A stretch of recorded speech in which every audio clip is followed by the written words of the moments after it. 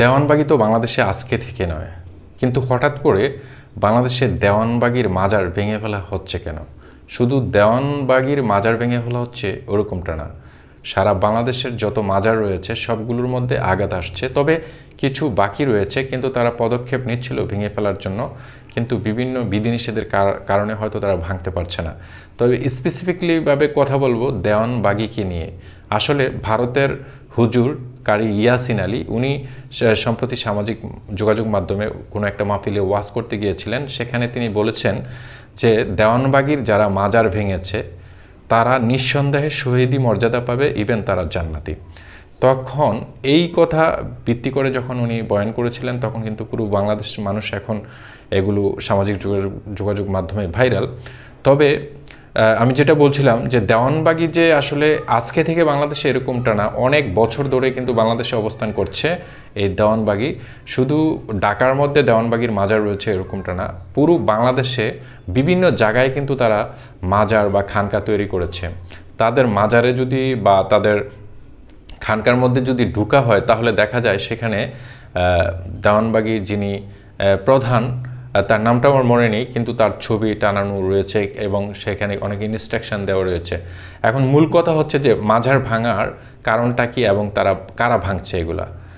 দীর্ঘদিন যাবৎ গত 16 বছর যাবৎ কিন্তু বাংলাদেশে ক্ষমতায় ছিল বাংলাদেশে আওয়ামী লীগে যখন ক্ষমতায় ছিল তখন মাজার, মন্দির, তারপর হচ্ছে যে এই সব বিষয়ের উপর কোনো আঘাত আসেনি, পাশাপাশি মাজার ভাঙা হয়নি। কিন্তু যখন আওয়ামী লীগ সরকার পতন হয় তখন কেন মাজারের উপর আঘাত আসছে?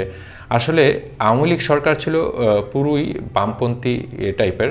আপনারা জেনে থাকবেন যে বাংলাদেশে যে কখনো জামাত ইসলামী বা ইসলামিক রাষ্ট্রশাসন আসুক এমনটা পুরো পৃথিবীর কেউ চায় না। যেহেতু বাংলাদেশের প্রধানমন্ত্রী শেখ হাসিনার সাবেক, যাকে এখন স্বৈরাচারী বলা হয়, তার কিন্তু ভালো একটা বন্ডিং ছিল, ভালো সম্পর্ক ছিল ভারতের সাথে। আর ভারতের মানুষ কখনোই চায় না, যারা মুসলিম আছে তারা তো আছেই, কিন্তু হিন্দুরা কখনোই চায় না যে বাংলাদেশে মুসলিম রাষ্ট্র কায়েম হোক, বা মুসলিম রাষ্ট্র কায়েম হয়েছে ঠিকই, কিন্তু মুসলিম রাষ্ট্র নিয়মে চলবে, কোরআনের নিয়মে চলবে এমনটা কেউ চায় না।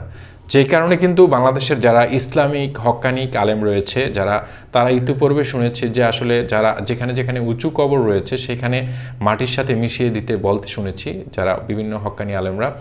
তো তারই ধারাবাহিকতা যখন গভর্নমেন্ট আওয়ামী লীগ সরকারকে পতনের হয়েছে বা স্বৈরাচারী শেখ হাসিনার পতন হয়েছে, তখন কিন্তু মাজার বা দেওয়ানবাগির ভণ্ড পীরের আস্তানা ভেঙে দেওয়া হচ্ছে। এখন দেওয়ানবাগির মাজার যে ভেঙে ফেলা হচ্ছে সেখানে কেউ ইন্টারফেয়ার করছে না বা কোনো প্রতিবাদ হচ্ছে না।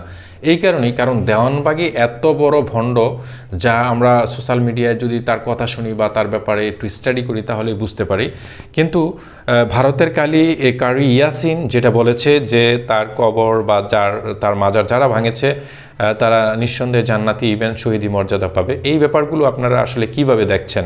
আমার মনে হয় যে যারা সৌদি আরবে, যদি জানি আমরা, যদিও আমি সৌদি আরবে যাই না, কিন্তু তাদের কাছ থেকে শুনেছি যে আমাদের প্রিয় নবী হজরত মুহাম্মদ মুস্তাফা সাল্লাল্লাহু সাল্লামের মাজারে গিয়ে যদি হাত পাইতে কিছু চাওয়া হয় তাহলে সেখানেও অ্যালাউ করে না, পুলিশ হাতের মধ্যে বাড়ি দেয়। আর সেখানে বাংলাদেশের মতো একটা জায়গায় দেওয়ানবাগি এত বড় ভণ্ড, তার কথাবার্তা যেই কথাগুলো বলে গিয়েছে জীবদ্দশায়, সেই কথাগুলো পুরোপুরি ইসলামের সাথে সাংঘর্ষিক। কোরআন হাদিসের বাইরে যে কথাগুলো, যে নিয়মগুলো, সেগুলো আসলে কখনোই ইসলামের সাথে যায় না। যে কারণে যারা হাক্কানি আলেম রয়েছে পুরো বাংলাদেশে, আসলে তারা মাজারের বিপক্ষে সবসময় কথা বলেছে। তবে সব মাজার নয়, তবে হক্কানি কিছু পীর রয়েছে বা আল্লাহর ওলি রয়েছে, হযরত শাহপরান, হযরত শাহজালাল, তারপরে বাগদাদি, তারপর হচ্ছে যে খান জাহান আলী, এরকম আমরা বলতে শুনেছি তাদের নাম, হক্কানি যারা আলেম রয়েছে। তো সেই ব্যাপারগুলো আপনারা কিভাবে দেখছেন? আসলে দেওয়ানবাগির পীরের যে মাজার বা খানকা ভেঙে ফেলা হচ্ছে, আবার দেখলাম যে কোন সোশ্যাল মিডিয়ায় কোনো একজনে তার ছবিতে পা রাখছে, লাথি মারছে, এই বিষয়গুলো আপনারা কিভাবে দেখছেন অবশ্যই কমেন্ট করে জানাবেন। আর ভারতের হুজুর কারি ইয়াসিন দেওয়ানবাগিকে নিয়ে যা বলছে তা কতটুকু সামঞ্জস্যপূর্ণ এবং কতটুকু যৌক্তিক, ডেফিনেটলি আপনারা একটু কমেন্ট করে জানাবেন। ধন্যবাদ।